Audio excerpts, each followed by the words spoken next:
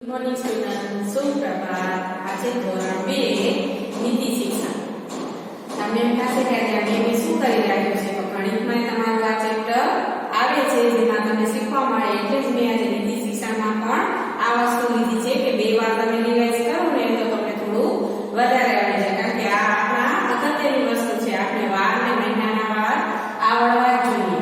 તો મેં ગણિતમાં તમને ત્યારે કીધું હતું કે આપણા વર્ષના 12 મહિના હોય છે અને 12 મહિના છે એ અંગ્રેજી મહિના પ્રમાણે અને ગુજરાતી મહિના પ્રમાણે અલગ અલગ હોય છે નામ. તો આ જે છે વિક્રમ સંવત એટલે ગુજરાતી મહિના અને ઈ શિક્ષણ પ્રમાણે એટલે અંગ્રેજી મહિના. તો અત્યારે પહેલા આપણે ગુજરાતી મહિના શીખશું. તો ગુજરાતી મહિનામાં કેટલા મહિના આપેલા છે? 12 આપેલા છે અને 12 ના નામ આપ્યા છે. તો સૌથી પહેલો મહિનો આપણો કયો આવે છે? તો કે કારતક. વિક્રમ સંવત પ્રમાણે કયો મહિનો આવે છે?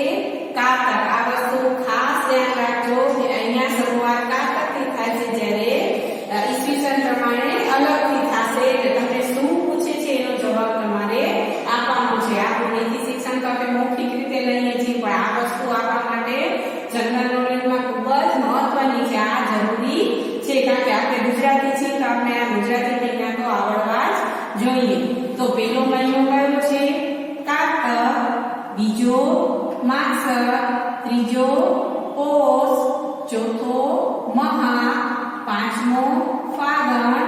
છઠ્ઠો ચૈત્ર. કારતક, માગસર, પોષ, મહા, ફાગણ અને ચૈત્ર. સાતમો કયો છે? તો કે વૈશાખ. આઠમો જેઠ. નવમો અષાઢ. 10મો શ્રાવણ. 11મો ભાદરવો અને 12મો આસો. આ દરેક મહિના છે, એમાં દરેક તહેવાર લગભગ આપણે ઉજવીએ છીએ. એટલે જો એવી રીતે યાદ કરીશું ને તો આપણે એ રીતે પણ યાદ રાખવાનું. હમણાં જ આ કારતક મહિનો આજે પૂરો થાય છે, તો આ મહિનામાં આપણે ઠંડી ચાલુ હોય છે, તો આપણે એ યાદ રાખવાનું કે આસો મહિનાથી ચાલુ થાય છે. કારતકમાં પણ ખૂબ જ ઠંડી હોય છે. પછી આવશે માગસર, પછી આવશે પોષ અને આમાં એક તહેવાર તમારા આવશે. અંગ્રેજી મહિનો આવશે ને માગસર મહિનો લગભગ ત્યારે આપણી સંક્રાંતનો મહિનો હશે. ભલે એ આપણે 14મી જાન્યુઆરી તરીકે ઉજવીએ છીએ, પણ લગભગ ગુજરાતી મહિનો આપણો આ આવે છે. પછી પોષ મહિનો છે, એના પછી મહા મહિનો છે, તેમાં મહાશિવરાત્રી આપણે ઉજવીએ છીએ. ફાગણ મહિનો આવે ત્યારે આપણે હોળી ઉજવીએ છીએ. ચૈત્ર પછી વૈશાખમાં આપણે વેકેશન હોય છે, જ્યારે આપણે હોય છે જેઠ. પછી અષાઢથી વરસાદ ચાલુ. જેઠ અષાઢથી આપણા વરસાદ ચાલુ થાય છે. શ્રાવણ મહિનો તો તમને બધાને ખબર જ છે, કારણ કે મેળાનો મહિનો છે, એટલે તમને ખૂબ જ મજા આવે છે. પછી છે ભાદરવો અને આસોમાં આપણી નવરાત્રી હોય છે અને દિવાળી હોય છે.